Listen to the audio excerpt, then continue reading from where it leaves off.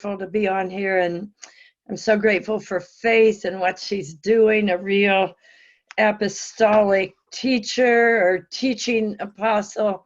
I don't know which way she refers to herself, but she's gifted in both and pioneering a whole new area, but she also has a really prophetic spirit. So it's just an honor to be on and be able to share with you. And I have been on a real journey and am very grateful for feeling good.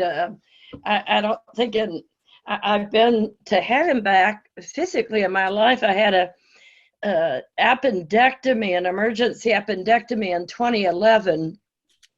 And my appendix burst, and it was a horror story in the hospital. I was in the hospital for 8 days, 8 nights, and was never so glad to get out of there in all my life. And it was horrible, but it was nothing like, but I knew it was time limited and I would get over it. But however, in the past few months, I've been facing something physically that has not been easy. And at times it's taken just sheer grit to fulfill my assignments and do what I believe was in the heart of God for me to do. I flew to 3 different places in June, 3 different places in July. And it just took everything in me. I just had to put one step in front of the other to even do it. But it sounds crazy. I'm not grateful for what has been going on physically. I believe I've gotten a tremendous breakthrough. And I want to start this in an interesting context that I came to a point that I have had something very serious wrong with me. And I came to a point, I can tell you exactly when it was. It was August 6th, where I didn't know if I was going to live or die. And it was, I have never been afraid of death. I've helped people die. But I don't know what happened, but when I found out that I could die any moment, I literally was scared spitless. And just through, thank God for Mary Audrey. I called her and she got Faith, and my intimate, trusted intercessor from here since 1995. I didn't even have the strength to talk to anybody. So I just called Mary Audrey and let her do it. And they prayed me through that weekend. And I went back to the doctor on Monday, and literally my blood work had totally changed. Not everything turned around, but the key things did, and I was out of what do I want to say, out of the woods, so to speak. But in that, I believe that God did something with me that I believe he's doing with many people right now. And so I'm starting this out within that framework that I came to the place, I just said to God, if I live, I live. If I die, I die. It was like Esther. I said, God, my life is in your hands. If you have intention, and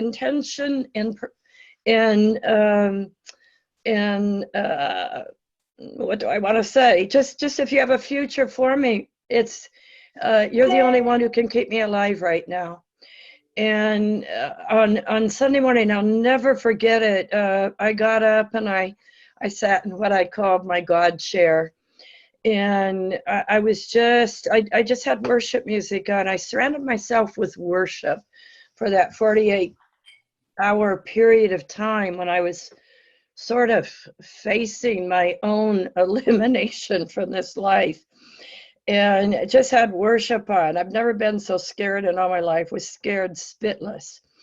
And Sunday morning, I'll never forget, it's difficult for me to talk about because God just overtook me in such a phenomenal way. I just started weeping from the deepest part inside of me. It wasn't a weeping of sorrow. It wasn't a weeping of grief. It was, I don't know how other to say it, then it was a release I don't think I'd ever experienced in the depths that I experienced it, where I surrendered at a depth to the will of God and the future of God for my life. And however that is happening, I believe that we're in a time when God is bringing many of us to that point. And that it's in, Acts 17 speaks about it, where he's defined our boundaries. He's defined our national boundaries. He's defined our personal boundaries. And then it goes on to say it's in him that we live and that we move and that we have our being. And I can honestly say he's my everything. He's had me on a very interesting walk. I've been invited to be part of many things, but I've turned just about all of them down, because the Lord said that that I'm to move from him and from his presence. And so within that context, I'd like to just say just a little bit. I did speak on 5782 this last Sunday, and I felt it was a real marker message. You can access it. You can go to Shekinah. I called it Coming Home to 5782 because I believe this year, 5782, 5 means grace, 7 means endings, 8 means new beginnings, and 2 means double portion. Or you can look at it, a different way from the Hebrew perspective, where the decade of the 80s is about our breath. It's pay. It's about our breath, our words, our math. I believe that our words are so key right now, because our words, if you look at the whole symbol for 5780, there's a house inside the Hebrew symbol, and then there's a dot. It's like the Hebrew scholars, some say it represents a seed, and others say it represents a spark. I say a spark that can start a fire. And so I think of it as our mouths being the place from which we release seeds, or we spark fires. And we know from James, we want that to be a good fire, not a bad fire. And we want our mouths to create the future. It says that our words have the power to change the trajectory of a ship, to turn a whole ship. And I believe that we're in a time like never before, where God is turning our ships. He's turning our ships corporately. He's turning our ships individually. So 80, reflects how important our words are. And then the 2 in the 82 it means house or home. And I was just thinking about that, and just what I've been through. And every day was a trial for me. It took everything in me, not to get out of bed, but to just move. I remember we hosted a gathering the beginning of August, and I got up one morning, the last morning of the gathering, and I sat on the side of the bed with tears in my eyes, and I said, God, I can't do this, but I've got to do it. And I just got out of bed. I have a high bed, so I stood on the footstool and just took a step down, and tear dropped on my cheek, and I said, God, with your help, I can do today. And so it's a tremendous place of surrender, and a tremendous place of knowing of knowing God's grace, knowing His strength, knowing His ability in our impossibility. That I have never felt weaker. I've never felt more dependent, but it's an incredible place to be because I have also never experienced His presence and accessed dimensions of God that I'm accessing in this hour. So even though I do not believe sickness and disease are from the enemy, I believe God can use anything to His glory and bring us into a place of fresh, what do I want to say, fresh surrender and just a fresh place of total dependence on Him. And He is our home. And this 5782, that too speaks of home. And I believe that we're coming home to Him in a new way.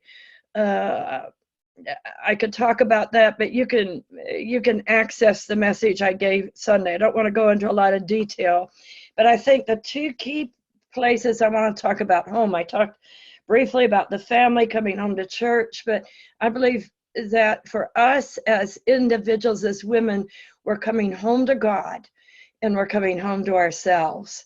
Ourselves as God created us to be. And I have a mentoring group, and one of the things that I've emphasized is the fact that all of us have sovereign foundations. Everything that we are is because of God.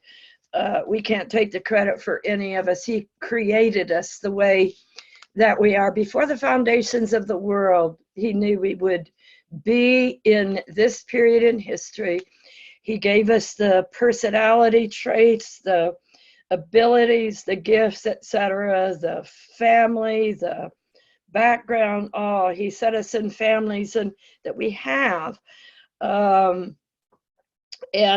so we're to come home to that. And it speaks home to ourselves. It's home to our identity, our God identity. And that we are, the two also speaks of being a container with boundaries. So all of that to say that it's a wonderful day to be alive. I really believe that, and I want you to know I feel great now. I broke through. It's not that I'm totally out of the woods with this issue, but I take one day at a time, and I'm just grateful that I've been feeling really great for the most part. Saturday, I am going to the University of Michigan football game with 115,000 other people, with 3 young guys in their 30s. They called me and they wanted me to go with them. So this is the joy of my life. I love football. I love the University of Michigan, but I believe that I'm just saying that to say that I feel good enough to do that. So that's how good I feel. And I said I may not be able to do all those stairs, and they said that's okay. We'll carry you. So I may be carried up the stairs, but I have a voice. I can yell now, so that's good. But I believe that we're in a time where God's giving us new opportunities, and He's giving us time to regroup. I had an angelic visitation. I've had, I think I said this to you the last time I talked, I've had more angelic visitations this year than I've had in my entire life, that almost daily, but they never talk to me. They're just there, all kinds of different angels. I know what they're doing, but I don't, they don't talk to me. But about 3 weeks ago, one of them just said a short phrase to me, and the phrase that the angel said to me is, and I believe he was speaking on God's behalf, I'm rearranging or reordering everything. So I believe that we're in the biggest regrouping, the biggest reordering, the biggest rearranging time of our lives. And God is literally reforming us, no matter what age we are. whether we're young, whether we're middle-aged, whether we're older age, that he's totally reordering us for fresh mandates, for what he's doing in the now. And I'm just really just overtaken with it all, and so aware of God, so aware of the fact that his divine hand is upon us. So all this took place. I had no voice from July 6th to August 24th. I could speak, but I was very hoarse, and it was extremely difficult for me to speak. And I could do about one session every few days or so, and that was about all I could handle with my voice. And a week before I had already canceled Shabdas. And a week before I was to go, it was probably about August 17th. And the Lord said, you're to go. And I said, well, I've already canceled. He said, well, that's okay. Just call Bonnie and tell her. So you can imagine, if you're hosting a gathering, it was the daughter of a lion is a lion. You know, that your speaker, who you thought was canceled, they'd even taken my picture off the PR, and I called her and said, I really feel that God has said I'm supposed to be there, and that I have a message. I didn't know what the message was, but I knew that I was carrying something, and he would tell me. So she said, well, come ahead. And it was an amazing time. And if you get a chance to listen to it, you can listen to Sunday on their website. Sunday was marvelous. Steve Swanson was there, Julie Meyer, and myself. And before I went, God just, one day, God just dropped the word in my heart. He dropped the word cavalry in my heart. And so I thought I knew what a cavalry was, but I thought I better look it up anyway. And you can write these words down, because he dropped the word cavalry first of all, and then he dropped the word cause and mandate. You know, I think it was David said in 1 Samuel 17, is there not a cause? And cause, and the word mandate, and he dropped the word company in my heart. And I heard, and the Lord spoke to me, and he said that women, I'm going to read you this, women are coming into position to change history at some level or in some sphere. And given the place I am, we've also entered a Shemitah year, and I believe that we're to move from a place of rest. It's not a place of working.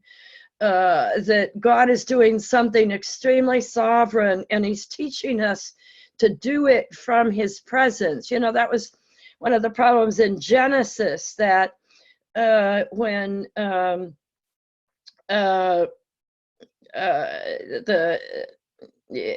Adam and Eve's son, you know, killed the other son because of Abel, because he didn't measure up. Cain was banned from the presence of the Lord. So everything from there on was work. But and he had to do everything outside of the presence of the Lord. But God's heart is for us to be in the presence and to do things from his presence. And so in looking this up, because I can't work at anything, the Lord has said to me very clearly, you're not to make it work. You're just to do step by step what I tell you to do. And the word cavalry is very interesting. When I looked it up, historically it's been soldiers who fought on horseback. In contemporary time, if you look at it in reference to Afghanistan, which has just been a horrible atrocity, in history, in American history, that it was them going in. It was a group of strategic Humvees that would go in at a certain time in the battle. Another word for cavalry is regiment, and as I was just talking to the Lord, He said it's women warriors of the highest level.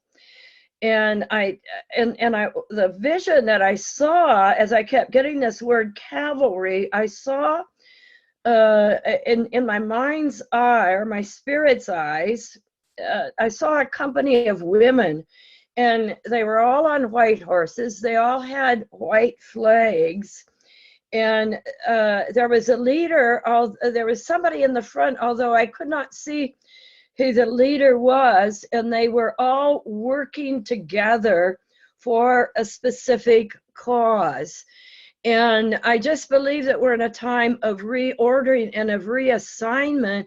And the Lord said to me a while back, maybe a couple months ago, 2 to 3 months ago, He said, I want you to evaluate your alignments, and that I'm bringing you into new alignments. Well, I'm thinking of apostolic networks. So, I'm on the board of governors with Bishop Bill Hammond. I've been historically part of his board. I'm part of Chuck Pierce. So I was asking, is that it? And he said, no, that's not it.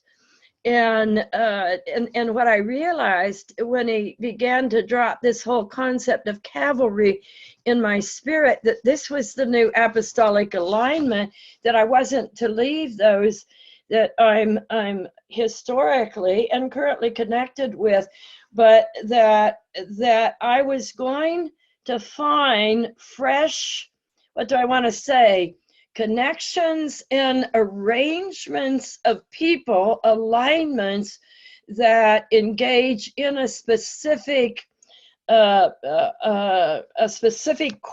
a specific mandate for a specific purpose, that are not that big. They could be 10, they could be 20, maybe 30 at the most. It's a small group. It's not a big group. And again, when I looked at the definition of cavalry in the dictionary, it said that this group used to refer to a source of help or rescue in an emergency, especially as a last resort. It's a military force. It's mounted soldiers. When I can't think of that in the historic way, because I'm not strong enough to be a warrior in the traditional sense, that my warring has to be in a different way. And my warring is through worship, turning worship on and just getting into the presence and hearing what He has to say, and then releasing the seeds or the word of God over situations. But that's a little diversion there. And it's interesting because the cavalry are the eyes. It says in the dictionary that they're the eyes and the ears of the commander.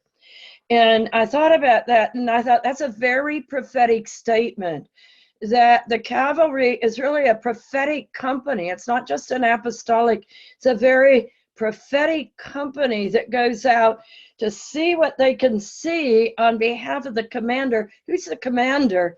The commander is the Lion of the tribe of Judah. And so they're the eyes. They see what they can see, and they hear what they can hear. So it's almost like there's an element of them that is a spying type activity, that they're going in to inspect. They're going into to the enemy's camp to survey, to investigate, to observe. I had a consult call yesterday with somebody who's very high in government, has been in the White House, served in both the Obama and the Trump administration. And they were consulting with me concerning an assignment. And as this person was talking to me and going over everything with me, it was like all of a sudden it was like, whoa, because they're being reordered for the future. And their past has prepared them for this day. So I want to say our pasts have prepared us for today and for what God is doing with us. And as I talked with this person who was, I can't say a lot, but they were just under one of the highest people in the White House in both administrations. And their job, they are flying to another nation, in the capital of another nation tomorrow, to meet with, now listen to this, this is a spirit-filled believer who is crazy about God, who's filled with the Holy Spirit, but so exemplifies what I'm talking about. They're meeting with one of the next to the highest level leader in a large Islamic country, who is very evil. And so they were consulting with me, what, did I think they should do it? What was I hearing in discussing the whole thing with me? And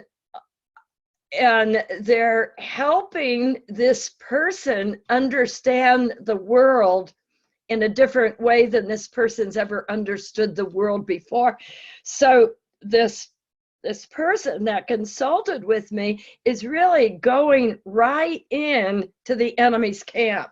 And when I saw this cavalry, it wasn't spiritual as we think of it. It wasn't a bunch of Christians necessarily. They were Christians, but it was a group of people strategically moving together into key places of government, key places of the education system, outside of the church. This wasn't establishing church groups. This was establishing the will of God in some of the highest places of government in the earth today.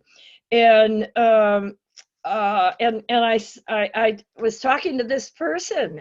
I talked to them about the cavalry, and they're very prophetic, and they know how to listen to God. And I said, you're part of this new breed that God is raising up, that is going right in to the enemy's camp and seeing what's there and helping retool this very evil person, as well as being the eyes and ears to determine policy, etc., strategy. So it was fascinating to me to have this conversation with this person. And let me just add this, because I don't want to forget it. It just came to my mind. I really believe that women are going to be on the forefront in this day. Probably most of you have heard that for some time, but I believe that we're coming to a place of prominence in determining how, I'm going to use the word world, and I'm using it in the context of whatever part of the world you're called to. But that we're going to be strategic in transforming, changing the world in a way it's never been changed before. Because when you think about it, who was it that brought forth Jesus? It was a woman. It was, and it says that the seed of woman shall destroy the enemy. And so I believe that we're entering into, as we enter the end of the end, that God is really delivering us into places where literally we can change the future and reform it. I don't believe we're going to go out in defeat. I believe that we're going to break through to victory. I believe that that's the theology of God. A lot of people think that we're going to get transferred out of this world in the middle of a mess, and you know, the Lord gave us the mandate to take dominion, to take back that which the enemy's stolen. So anyway, and then Acts 3:19 through 21, where it says that Jesus is being held in the heavens until the restoration of all things that have been spoken by the prophet since the beginning of time. So I believe that we are in a very oppositional world. We're in a very difficult time. We're in a seemingly impossible time. But I believe that women are being raised up and going to be very strategic. I felt like yesterday, I think it was yesterday, it might have been the day before, that I had this consultation call with this high-level leader that had the opportunity to change the world. I realized that though I was not the person going out into the middle, I was the person who was giving this strategically assigned woman, I was giving her strategy and giving her a scriptural and prophetic context within which to enter this realm that she had been invited into. And so I just believe he's raising up women in an incredible way. I believe that part of the work of the cavalry, Mary Audrey said something to me a few weeks ago. She likened it to the circuit riders, and I thought about it, and I said, no, that's not it. This is different than that. Historically, the circuit riders were related to like John Wesley and that group, and they would ride into towns with the gospel. But this is strategically placed teams that invade strategic places in the world scene, in the government scene, in the education realm, and literally transform it and really grasp it out of the enemy's hands in the way that they're assigned. So this is a cavalry, and I'm gonna just talk just for a little bit. As I saw this picture, I thought about Joan of Arc, and I went back and I reviewed the movie. What's it called? The Messenger. The Messenger. Thank you. All I could think of was the communicator. What was the other word? The Messenger. It's called The Messenger. There were parts of it that I think were dark, but there were parts of it that were powerful.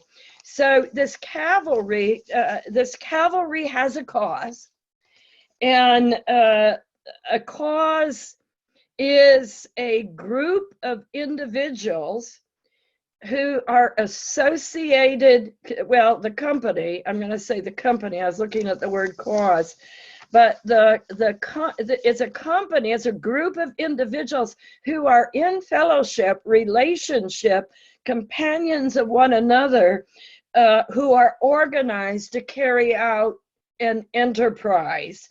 And that enterprise is the cause and the mandate. And the cause is a thing that gives rise to action, phenomenon, or condition.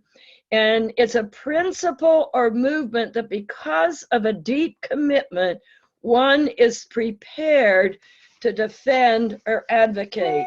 It's a plea, it's a ground for action, it's a reason to mobilize. So that's the definition of company, that's the definition of cause. And then a mandate is an official order. Who does this cavalry go forth for? It says the commander.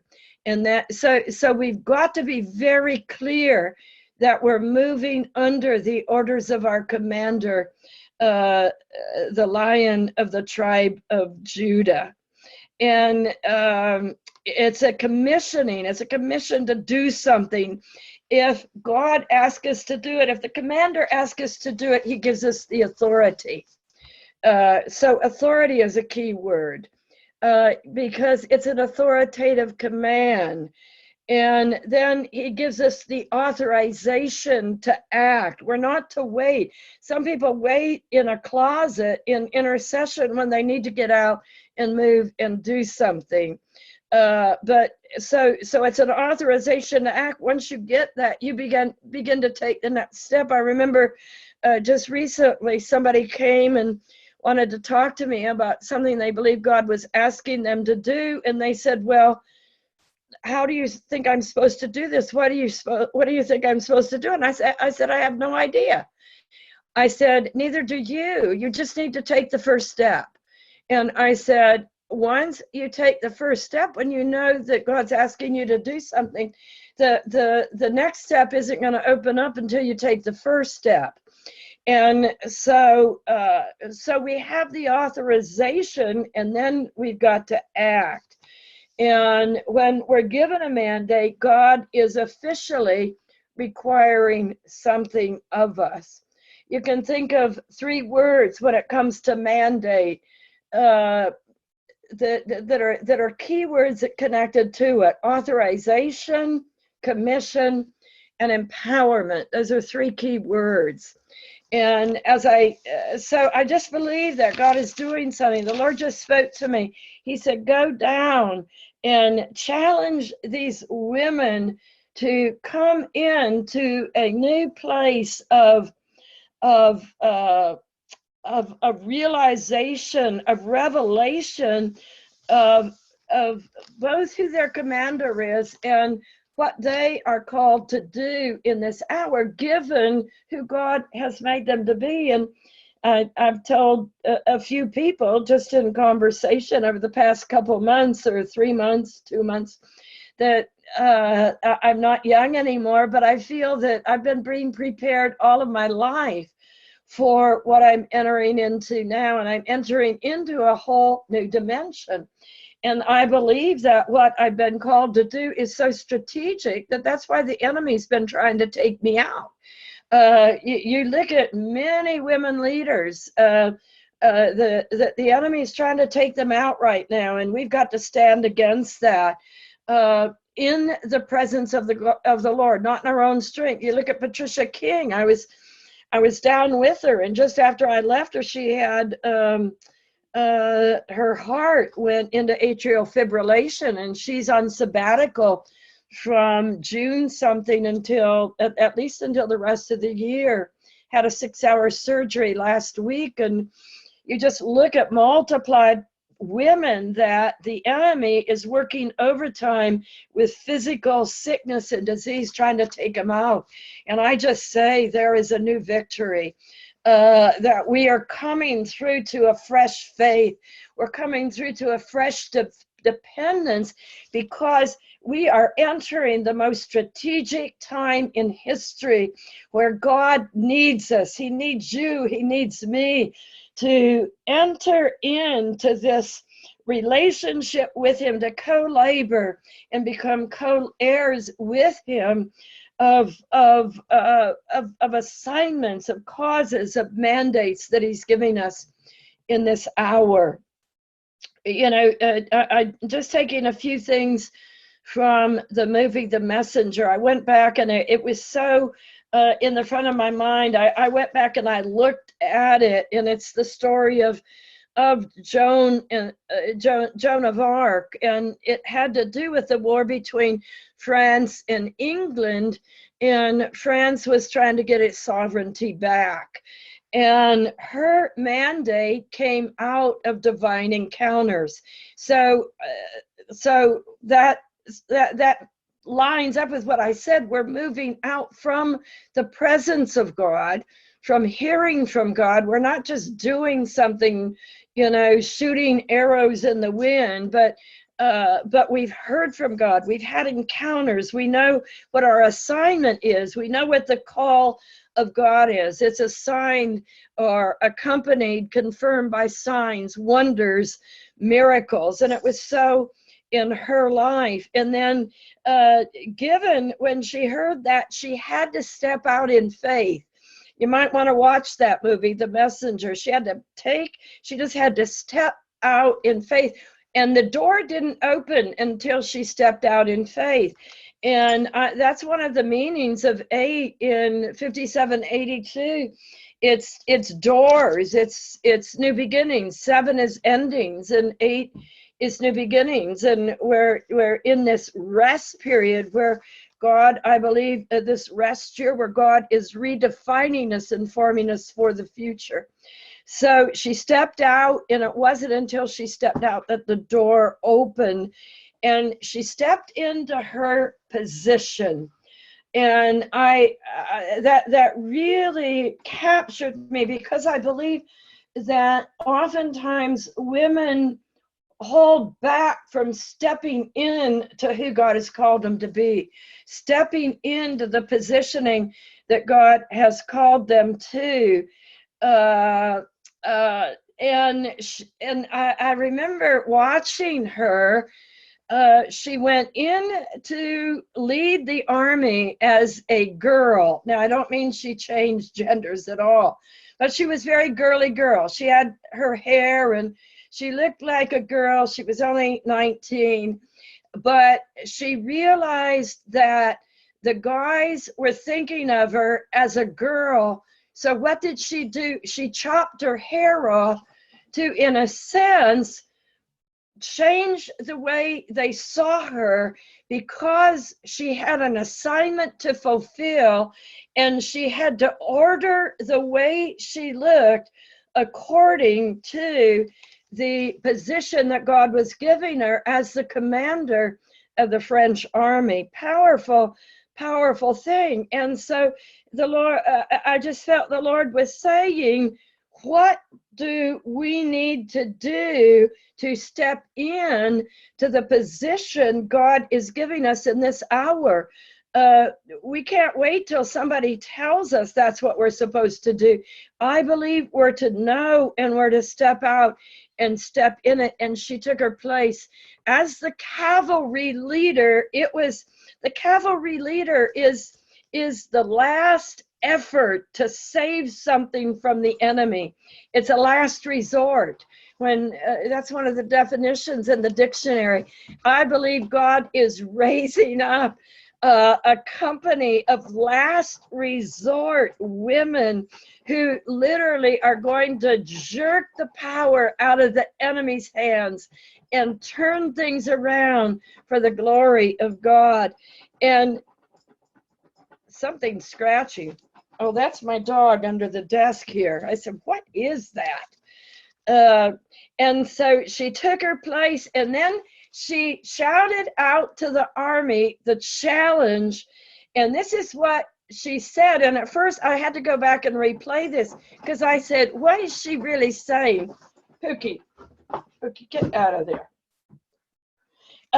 She said, let all who love me follow me. And I thought, I really think that at first I said she was saying, follow me, but let all who love me, Joan of Arc.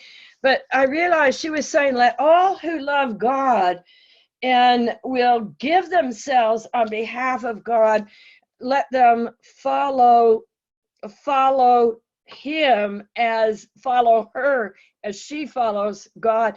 And so there was that invitation to risk everything. And she almost immediately became wounded in battle. And they asked the question, is she really called by God or sent by God? And she just pulled that arrow out, and it was like Goliath taunting. She pulled that out. She realized she was fighting for a cause. And when they wanted to burn her, she said, France doesn't belong to you, it belongs to God. And so they were thinking that they would determine the future. But she said, you'd hear them, you are France doesn't belong to you. It belongs to God. How do you know? They said, how do you know the voices aren't you? She challenged them.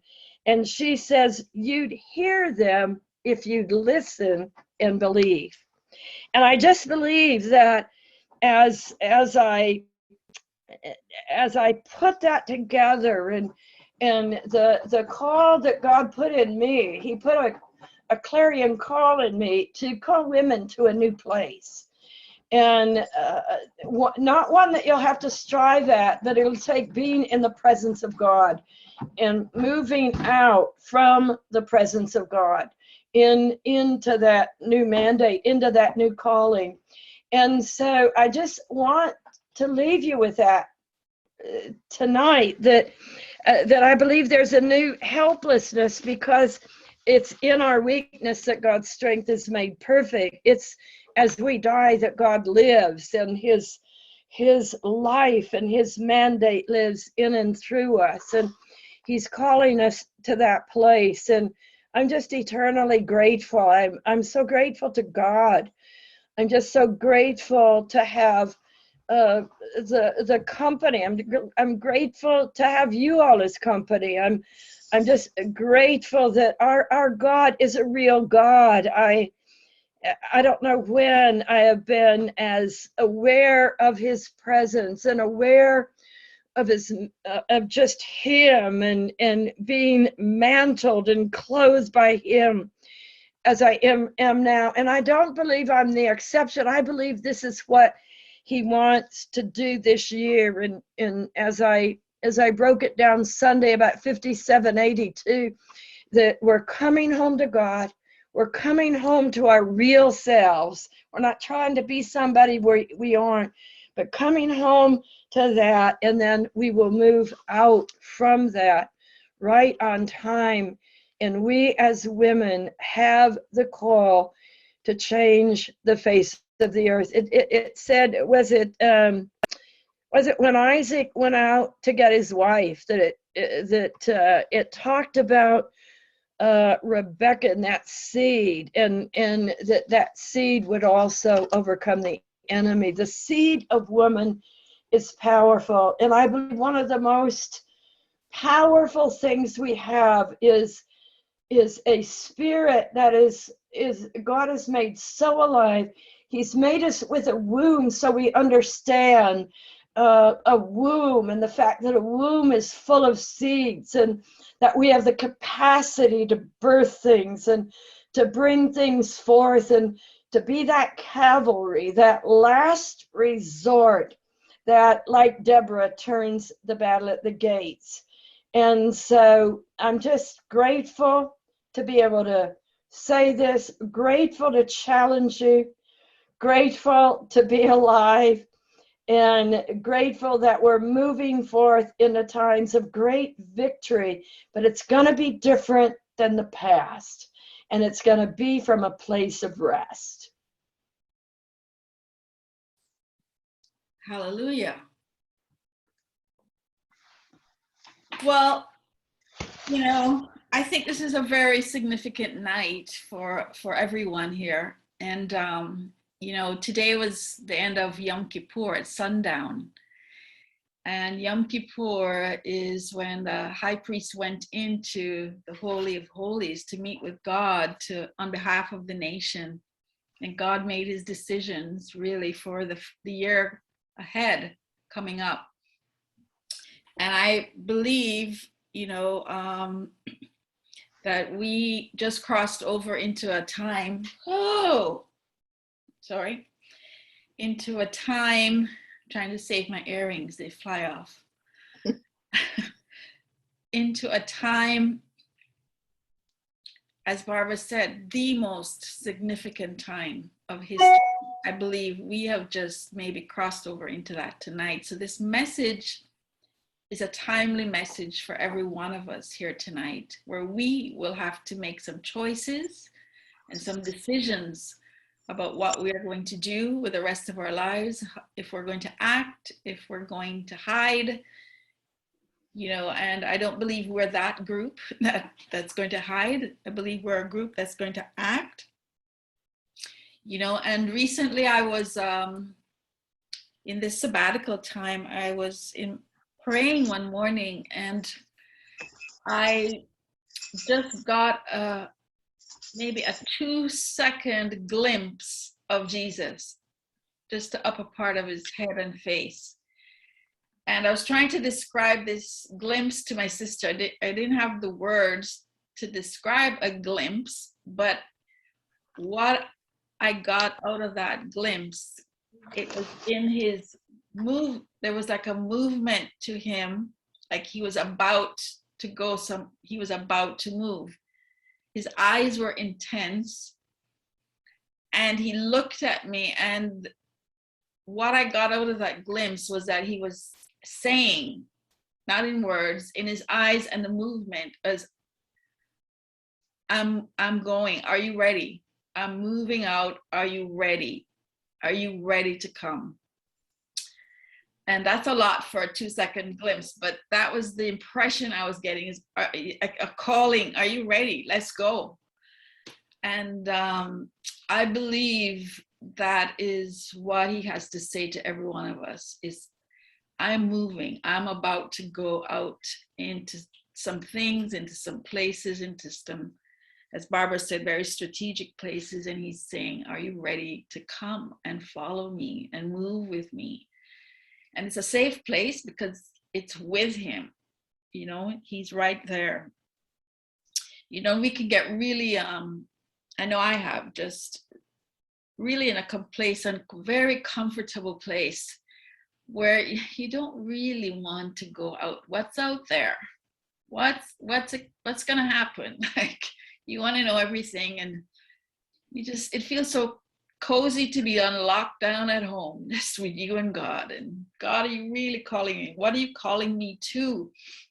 But you know, you've been fashioned and created for this time, and he needs us. He's called us each to something very specific and strategic, and things for us to do and act upon. As Barbara said, like, maybe like Joan of Arc, maybe it's going to be difficult. Maybe it's going to be intense, what he asks you to do. But what are you going to do? Are you going to say yes? And I believe, as Barbara said, you know, is there not a cause? The cause calls us to say yes. If I perish, I perish. No matter what, I'm here, Lord. Let's go. Let's do this thing. Jump on the horse with him. Let's ride out. You know, and I think it's an awesome time. And I think everything that Barbara was saying, I'm so glad I asked her to share this. Everything is about what I'm sensing God is saying for this group of radical women. You know, the word God gave me when I first, you know, formed this group, WHAM, was rally the women, like rally them, gather them, mobilize them. And we had our first meeting, was it 2019, Mary Audrey, or was it 2019, just before COVID happened? And, you know, I didn't know really what it was for, or where it was going. We had a breakfast. It was fun. I knew it wasn't just to be fun. It was going to be very serious and intense and strategic, but I didn't have the full vision of it. I was just stepping out in obedience and said, okay, let's do this. So who shows up?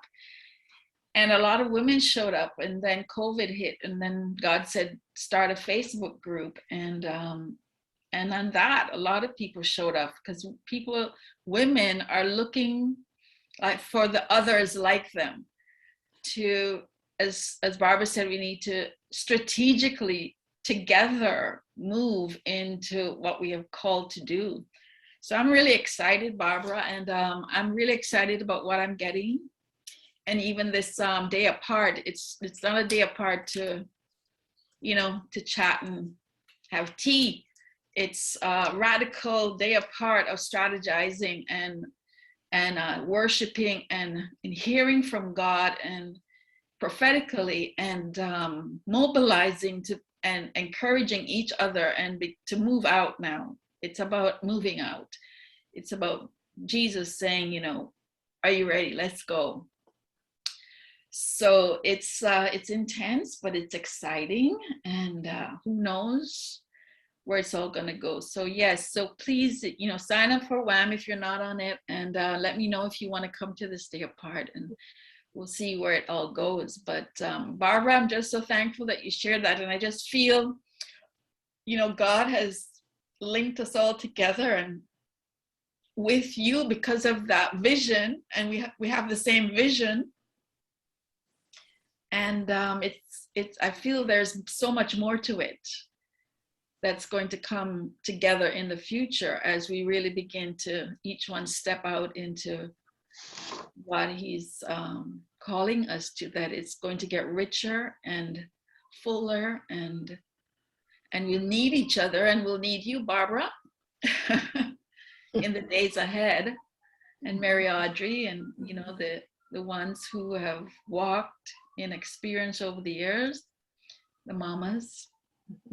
Faith, let me add one thing. Another word the Lord dropped in my heart as I was giving that was the word conclave, and I'm sure you all have heard it in the context of a conclave of cardinals, that they're the ones who determine who the next pope is going to be.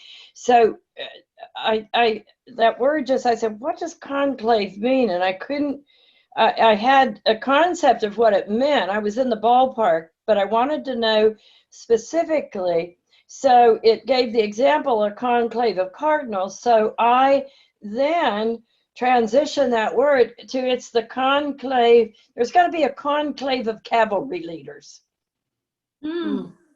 There's the cavalries, there's the group of cavalries, then there's the group of cavalry leaders, or the conclave, who are going to come together for strategic purposes also. I do just want to say this. I'm sorry to interrupt you, but I have to. No, I was done. But I just want to say that as you're taking these days apart, Faith, that I really believe that God's dropping fresh architectural plans in you for the future, and that you are going to be receiving a lot more strategy in architectural plans, how to put things together to move what God has put in your spirit forward. And I also believe that there are new connections, new people that God is going to bring you in relationship with, who are leaders of other groups, of other areas. They're high level, that there's going to sort of form a conclave, a council, whatever you want to think, out of that. And so just be aware of that. And when certain things begin to happen, you know, don't notice that and grab that person and just see if they're to be part of this, part of what you're doing. Because I just believe that you took the first step to start this whole thing, and now it's like now you're jumping off into the deep. Yeah. And I just heard that now you're jumping off into the deep, and God is going to continue to gather around you that group who understands, not just with their mind, but revelatorily. I believe we have to get it revelatorily, and then we process it.